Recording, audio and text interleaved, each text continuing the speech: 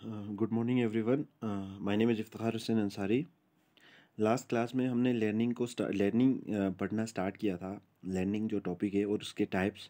तो फिर अगर मैं आपको प्रीवियस स्लाइड्स दिखाऊं तो फिर लास्ट क्लास में हमने हैबिचुएशन के बारे में पढ़ा था। हैबिचुएशन जो एक टाइप है लर्निंग का, लर्न बिहेवियर का। तो फिर सबसे पहले हमने लर्निंग पढ़ा था, इंस्टिंक्ट थोड़ा सा पढ़ा था। लर्निंग में आपके हैबिचुएशन आती है, सेंसिटाइजेशन आती है, कंडीशनल आती है। कंडीशनल लर्निंग जिसको कंडीशनिंग भी बोलते हैं। और ये जो कंडीशनल लर्निंग है एक क्लासिकल होती है, एक ऑपेरेंट होती है। इन दोनों को डिस्कस करना है आज, एज वेल एज सेंसिटाइजेशन। अगर मैं आप लोगों के लिए मार्क करूँ तो फिर आज हमें कंडीशनिंग पढ़नी है।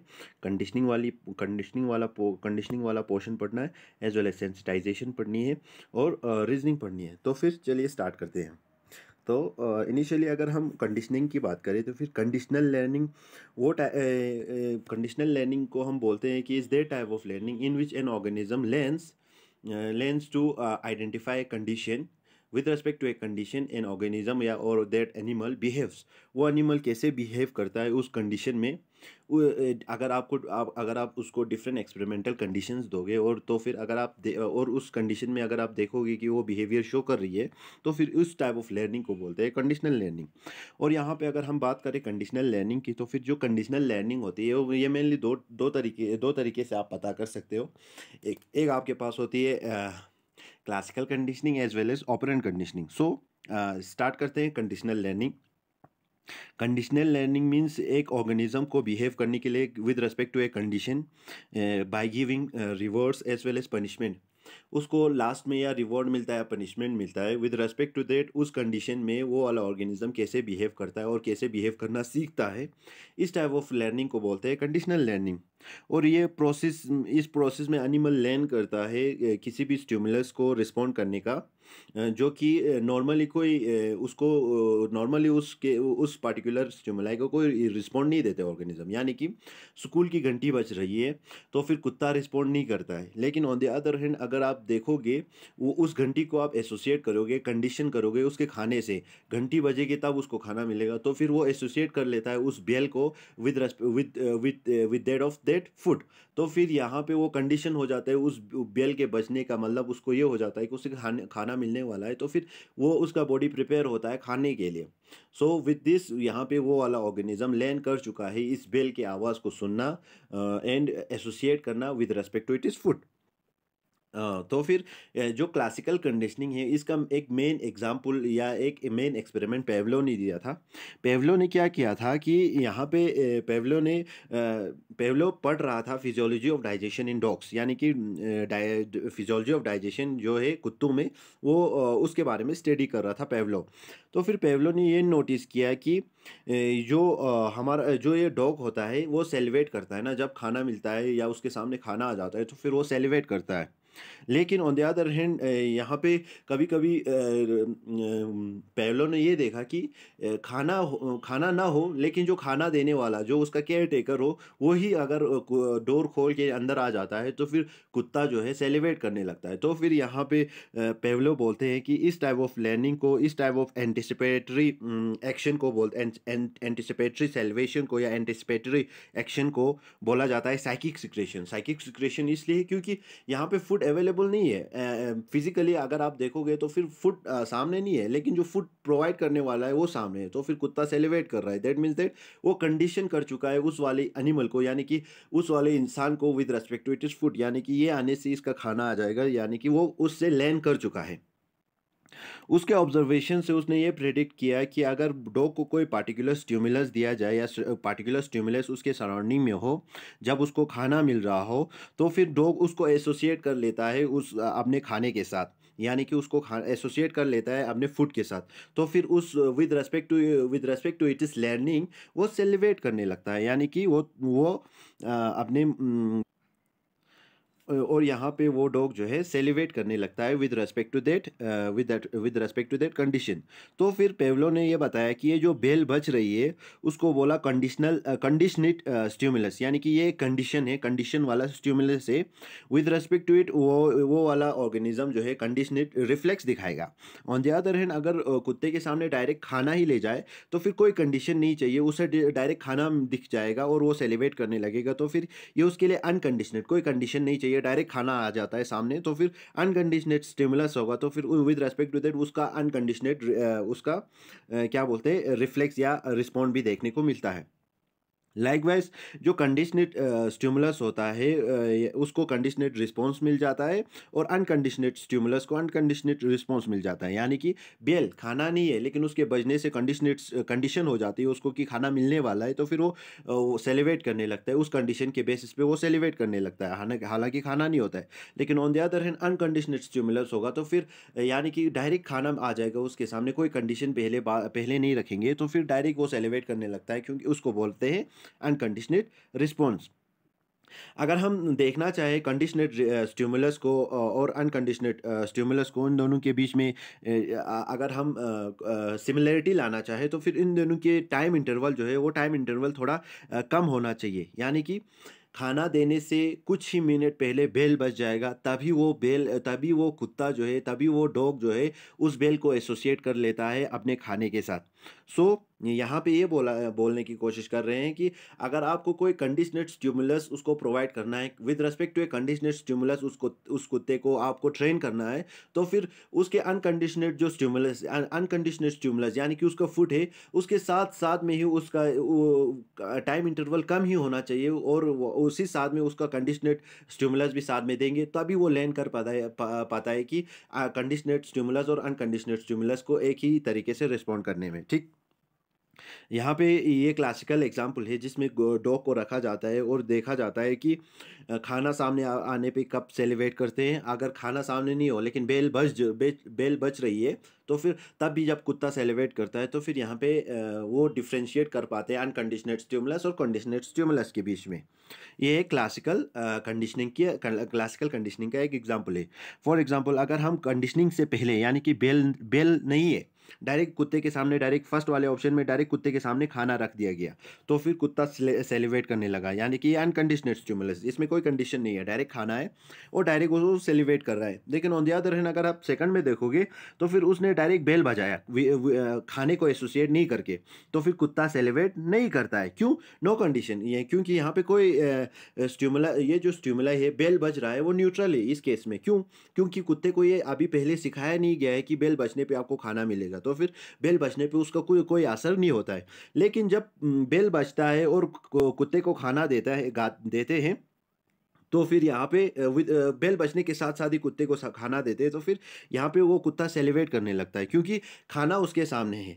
लेकिन कभी कभी खाने को उधर से हटा देंगे और बेल को ही बजा देंगे, तो फिर यहाँ पे कंडीशनल स्टिमुलस होगा, कुत्ते को पता चल जाएगा कि बेल बज गया है, खाना अभी नहीं आया लेकिन खाना आने वाला है। विद रिस्पेक्ट टू दैट कंडीशनेट वो रिस्पॉन्स दिखाता है। कंडीशनेट रिस्पॉन्स मीन्स वो अपने मुंह से सेलिब्रेट यानी कि सेलिब्रेशन दिखाता है। ठीक, और सेकंड वाला आपका कंडीशनिंग है ट्रायल एंड एरर मेथड, जिसको आप बोलते हो ऑपरेंट कंडीशनिंग, यानी कि किसी भी ऑर्गेनिज्म को कोई एक्टिविटी करने के लिए मजबूर, यानी कि उसको पनिशमेंट देना या रिवार्ड देना एंड पे।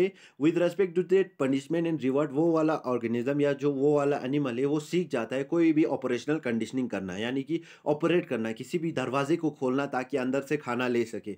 इस टाइप ऑफ प्रोसेस को लर्निंग को बोलते हैं ऑपरेंट कंडीशनिंग। इसमें क्या होता है कि प्रॉब्लम सॉल्विंग बढ़ाते हैं किसी भी ऑर्गेनिज्म में। यहाँ पे ये बोला गया है कि लर्निंग जो है हमेशा ये नहीं लर्न आप तभी लर्न करते हो। जनरली हम बोलते हैं कि लर्निंग तब होती है जब आप फेल होते हो, लेकिन यहाँ पे लर्निंग ट्रायल एंड एरर में यानी कि ऑपरेंट कंडीशनिंग में ये नहीं होता है।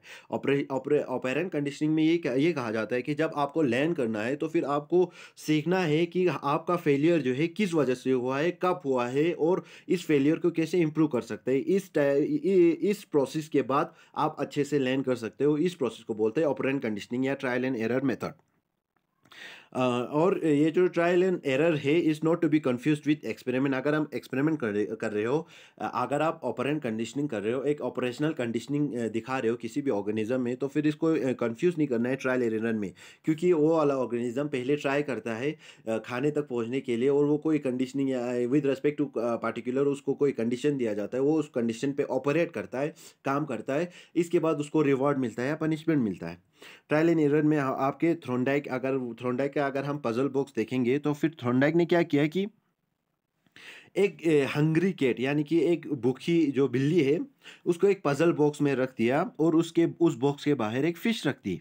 तो यहाँ पे अगर बिल्ली को उस केज से या उस बॉक्स से बाहर जाना है, तो फिर उसे एक ऑपरेंट कंडीशनिंग या ऑपरेशनल एक्टिविटी शो करनी है। यानी कि एक डोर के लेज को खोलना है उसे। डोर के लेज को तब अगर वो खोल पाएगा, तो तब वो खाने तक पहुँच जाएगा। तो पहले पे वो ट्रायल एंड एरर में तो वो फँस जाती है, वो नहीं सीख पाती है फर्स्ट अटेम्प्ट में।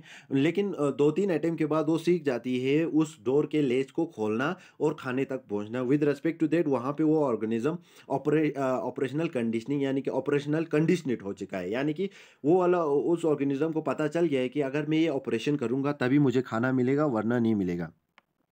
अगर अब इसका एक क्लासिकल एग्जाम्पल देखेंगे, तो फिर यहाँ पे टोलमैन ने क्या किया है, 3 रेट्स को लिए हैं, चूहे को लिए हैं, और उन्हें एक मेज़ में यानी कि एक चैनल वाले बॉक्स में रखा है। यानी कि जिसका एक सिरा एक साइड में ओपन हो रहा है, दूसरा सिरा दूसरे साइड पे ओपन हो रही है। तो क्या हुआ, तो फिर यहाँ पे टोलमैन ने ये देखा कि जो ग्रुप 1 3 ग्रुप्स रखे ये रेड्स के। तो फिर उन्होंने ये देखा कि ग्रुप 1 जो है, ग्रुप 1 को जब उन्होंने इंट्रोड्यूस किया उस मेस में यानी कि उस चैनल वाले बॉक्स में, तो फिर वो वाले रेड जो है, जब उस चैनल से जा रहे थे, तो फिर दूसरे सिरे पे उन्होंने खाना रख दिया। तो फिर वो उन चूहों को तो हमेशा उस दूसरे सिरे पे खाना मिल गया। लेकिन on the other hand group 2 को क्या किया कि ग्रुप 2 को उधर खाना रखा ही नहीं, तो फिर ग्रुप 2 को खाना नहीं मिला। और ग्रुप 3 को भी 10 दिनों तक उसको खाना नहीं दिया, तो फिर वो उसको उस साइड पे खाना नहीं मिला।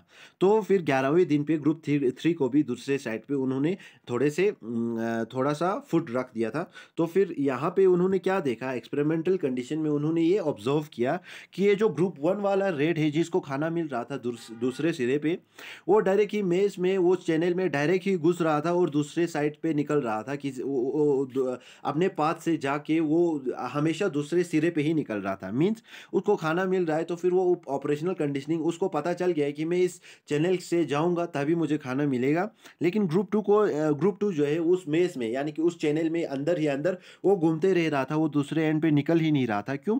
क्योंकि उसको पता ही नहीं है कि दूसरे एंड पे खाना मिलता है कि नहीं मिलता है। इस वजह से यहाँ पे वो ऑपरेशनल कंडीशनिंग उस पे अप्लाई नहीं होता है। लेकिन ग्रुप 3 को क्या किया कि 10वें दिन तक तो वो भी ऐसे ही घूमते रहा अंदर, लेकिन 11वें दिन जब उसको खाना मिल गया दूसरे सिरे पे, तो फिर उसके बाद वो ग्रुप 1 की तरह रिस्पॉन्ड करने लगा। और जब जूँ ही उसको छोड़ा गया, तो फिर वो चैनल में घुसने लगा और अपने रास्ते से डायरेक्ट ही दूसरे जो सिरे पे निकलने लगा, क्योंकि वहाँ पे वो खाना अवेलेबल था। यानी कि यहाँ पे ये वाला रेट जो है ऑपरेशनल कंडीशनिंग में अप्लाई हो चुका है।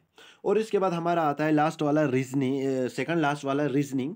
रीजनिंग अगर हम बताएं, तो फिर रीजनिंग वो हम इंटेलिजेंट ऑर्गेनिज्म इंडिविजुअल्स में यानी कि इंटेलिजेंट एनिमल्स में रीजनिंग कैपेबिलिटीज़ होती है। फॉर एग्जांपल ह्यूमन में, जिसमें वो इन्फेरेंस ड्रा कर सकते हैं या कंक्लूजन ड्रा कर सकते हैं। नतीजा उसे पता चल जाता है कि अगर मैं ये करूँगा तो फिर मुझे अगर मैं ये पानी में कूदूंगा तो मैं मर जाऊँगा, या फॉर एग्जांपल वो रीज़न कर पाता है कि कौन सा चीज़ कब करना चाहिए कब नहीं करना चाहिए, रीजनिंग।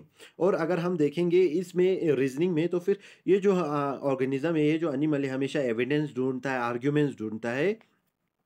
आर्ग्यूमेंट्स के लिए हमेशा वो सोचता है या आर्ग्यूमेंटेशंस करता है। यानी कि दो चीज़ों में हमेशा वो चूज करने लगता है with respect to its arguments, उसके सोचने की कैपेबिलिटी के बेस पे रीजनिंग में। फॉर एग्जांपल अगर हम ह्यूमन के केस में बात करें, तो फिर ह्यूमन में जो है इंटेलिजेंस पावर बहुत अच्छी है, तो फिर ह्यूमन में रीजनिंग की कैपेबिलिटी बहुत ज़्यादा होती है। अगर हम देखेंगे सबसे पहला रीजनिंग कब स्टार्ट हुआ था, 14 सेंचुरी में रीजनिंग कैपेबिलिटीज़ पे पढ़ना या रीजनिंग हमें होती है कह के ये इंट्रोड्यूस हुआ था।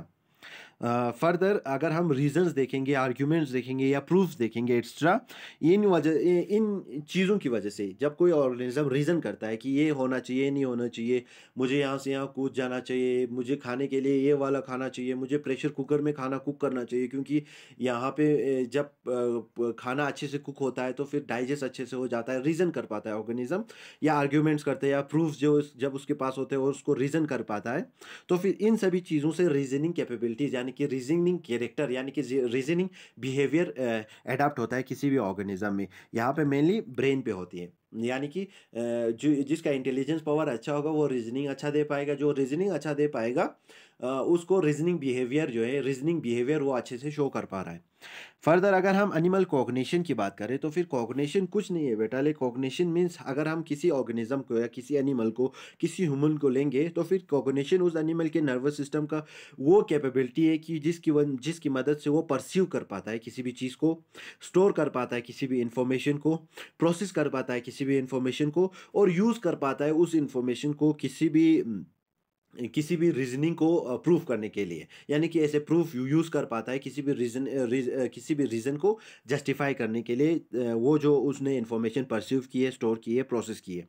और ये जो इंफॉर्मेशन उसके सेंसरी रिसेप्टर से उसे मिलता है, और वो वाले सेंसरी रिसेप्टर से जब ये इंफॉर्मेशन इसको मिल जाती है तो फिर वो इस इंफॉर्मेशन को स्टोर करता है और इसको मैनिपुलेट करके उसको यूज़ करता है for it is benefit. Further अगर हम एगोनिस्टिक बिहेवियर की बात करें तो फिर एगोनिस्टिक बिहेवियर वो टाइप ऑफ बिहेवियर है ऑर्गेनिज्म में, एनिमल्स में, जिसमें वो वाला ऑर्गेनिज्म शो करता है थ्रेट किसी दूसरे ऑर्गेनिज्म को, यानी कि अगर उसे झगड़ा करना है और झगड़ा किए बगैर वो अपने इस डिस्प्यूट को सॉल्व कर सकता है बाय शोइंग दिस बिहेवियर, तो फिर इस टाइप ऑफ बिहेवियर को बोलते हैं एगोनिस्टिक बिहेवियर। फॉर एग्जांपल क्या होता है बेटा ले कि अगर हम देखेंगे लॉजिक ऑफ फाइटिंग जो है decidedly suspect in most cases, यानी कि क्या होता है कि मोस्ट ऑफ द केसेस में अगर हम एनिमल वर्ल्ड में देखोगे तो फिर वहाँ पे रिफ रेफ्स होते हैं, झगड़ा होता है, मेटिंग के लिए झगड़ा होता है, फूड के लिए झगड़ा होता है। लेकिन अगर हम दो ऑर्गेनिज्म के बीच में झगड़े को देखेंगे तो फिर आपको देखने को मिलेगा कि यहाँ पे जो लूज़र होता है उसे बहुत नुकसान होता है, उसे अपनी जान भी गंवानी पड़ती है, लेकिन ऑन द अदर हैंड जो उसका सर्वाइवल होगा, जो जीत गया होगा वो जंग, लेकिन उसको भी थोड़े थोड़े चोट इंजरीज आ गई होती है जिसकी वजह से वो फैटल हो सकता है, यानी वो वाला इंजरी उसके लिए फटल प्रूव हो सकता है, यानी कि वो मर भी सकता है। तो फिर यहाँ पे ये जो झगड़ना लड़ना झगड़ना डायरेक्ट ही फिजिकली वो इतना बेनिफिशियल नहीं रहता है। तो फिर यहाँ पे ऑर्गेनिज्म एगोनिस्टिक बिहेवियर शो करती है। क्यों? एगोनिस्टिक बिहेवियर में क्या करते हैं, वो थ्रेट डिस्प्ले करते हैं, अपने हेयर्स को उठा देते हैं, खुद को बड़ा दिखाने की कोशिश करते हैं ताकि उस वाले उस वाले कंडीशन को मैनिपुलेट कर सके और वो वहाँ पे वो ओवरकम कर सके और जीत सके। ठीक, अगर हम एगोनिस्टिक बिहेवियर की बात करें तो फिर एगोनिस्टिक बिहेवियर जो है सोशल बिहेवियर है जिसमें कोई भी ऑर्गेनिज्म थ्रेट शो करने लगता है ताकि वो कॉम्बैट को सेटल कर सके। इसमें क्या होता है कि रिचुअल्स जो होता है जिसमें एगोनिस्टिक बिहेवियर होता है उसकी वजह से often resolve confrontation between competitor, यानी कि अगर ये वाले एगोनिस्टिक बिहेवियर कोई ऑर्गेनिज्म शो करेगा तो फिर उसको झगड़ा किए बगैर फिजिकली कोई उसको हार्म होने के बगैर वो उस डिस्प्यूट को सोल्व कर पाता है वो वाला ऑर्गेनिज्म। इसमें क्या होता है कि एगोनिस्टिक बिहेवियर जो शो करता है उसको वो डायरेक्टली अफेक्ट करता है इंडिविजुअल के एवोल्यूशनरी फिटनेस को, यानी कि उसके एवोल्यूशनरी फिटनेस को, उसके आने वाले जो उसके ऑफस्प्रिंग से है उन सब पे वो अफेक्ट करता है उसके फिटनेस का। जब वो एगोनिस्टिक बिहेवियर शो करता है तो फिर उसका फिटनेस बढ़ जाता है जिसकी वजह से उसके ऑफस्प्रिंग का फिटनेस बढ़ जाएगा, इसकी वजह से उसका एवोल्यूशनरी लीनिएज अच्छा बन जाती है। फर्दर अगर हम देखें तो फिर ये जो थ्रेड डिस्प्ले है, थ्रेड डिस्प्ले में क्या होता है कि अपना स्ट्रेंथ शो करते हैं, वेपनरी यानी कि अपने क्लास या अपने कैनाइंस को शो करते हैं ताकि वो खुद को थोड़ा सा फियरफुल दिखा सके। और यहाँ पे ये जो एगोनिस्टिक बिहेवियर है वीकर ऑर्गेनिज्म में, वीकर एनिमल में बहुत कम ही देखने को मिलता है। और यहाँ तक आपका रीजनिंग खत्म हो जाती है। फर्दर आपके पास आ जाती है लास्ट में सेंसिटाइजेशन। सेंसिटाइजेशन जो है, जो मैंने लास्ट वीडियो में भी बताया था कि ये जो सेंसिटाइजेशन है ये टोटली अपोजिट है हैबिचुएशन से। क्यों? हैबिचुएशन में हमने बोला था कि कोई ऑर्गेनिज्म किसी भी स्टिमुलस को रिस्पॉन्ड करना बंद कर देता है या स्लो कर देता है क्योंकि उसका कोई बेनिफिट नहीं होता है। सेंसिटाइजेशन में ऑन द अदर हैंड क्या होता है कि वो वाला ऑर्गेनिज्म जो है किसी भी स्टिमुलस को ज़्यादा से ज़्यादा रिस्पॉन्ड करने लगता है। फॉर एग्जाम्पल अगर आप किसी भी ऑर्गेनिज्म की केज में या अगर आप किसी भी एनिमल को केज में रख रहे हो और उसको लाउड साउंड साउंड प्रोवाइड करोगे, बहुत ज़्यादा आवाज़ उसको प्रोवाइड करोगे, यानी कि इंटेंस इंटेंस आवाज़ उसको दोगे, तो फिर वो एनिमल जो है फ्राइटन हो जाता है और रिस्पॉन्ड करता है स्ट्रांगली, और वो बहुत तेज़ी से भागने लगता है इधर-उधर। यहाँ पे एनिमल जो है एजिटेटेड शो करता है खुद को, और वहाँ उस वाले सिचुएशन से भागने की कोशिश करता है। तो यहाँ पे क्या होता है कि जब आपको कंटिन्यूअस उसको लाउड साउंड दोगे, तो फिर वो वाला ऑर्गेनिज्म उस साउंड से हैबिचुएट नहीं करता है, यानी कि वो सेंसिटाइज हो जाता है। उस जब वो जो ही वो साउंड आने लगते हैं, वो वाला ऑर्गेनिज्म भागने लगता है, क्योंकि वो उसको वो वाला साउंड उसको पेनफुल लगता है या उसको एजिटेटेड, यानी कि वो थोड़ा-सा ऐसा होता है कि वो वाला ऑर्गेनिज्म एजिटेटेड लगते हैं, यानी कि वो उस सिचुएशन से उस पेनफुल सिचुएशन से भागने की कोशिश करता है। इस वजह से यहाँ पे ऑर्गेनिज्म सेंसिटाइज्ड बिहेव करते हैं, यहाँ पे वो हैबिचुएटेड बिहेव नहीं करते हैं। साइंटिस्ट ने डिमॉन्स्ट्रेट किया है कि जो सेंसिटाइजेशन है ये तब होता है, ये होता है because of change in nerve cells and nerve pathways. क्यों? क्योंकि जब कोई लाउड साउंड उसको अचानक से देखने को मिलता है या उसको सुनने को मिलता है, तो फिर ये उसके नर्व सेल्स को डैमेज कर देता है। तो फिर यहाँ पे उसको थोड़ा-सा फिज़िकली इसको प्रॉब्लम हो जाती है, इसको पेनफुल प्रॉब्लम हो जाती है, जिसकी वजह से वो वाला ऑर्गेनिज़्म, वो वाला एनिमल जो है, उस वाले सिचुएशन से, पेनफुल इंजरी से बचने के लिए वहाँ से भागने की कोशिश करते हैं। तो फिर फर्दर अगर उसको रिपीटेड स्टिमुलेशन देते रहेंगे, तो फिर क्या होता है कि उसका नर्व्स जो है सेंसिटाइज़ हो जाता है उस वाले साउंड से, और वो वहाँ से जो ही वो साउंड आने लगता है, तो फिर वो भागने की कोशिश करते हैं। दिस ऑल फॉर लर्निंग, और यहाँ पे हमने लर्निंग ख़त्म की है। Thank you, thanks.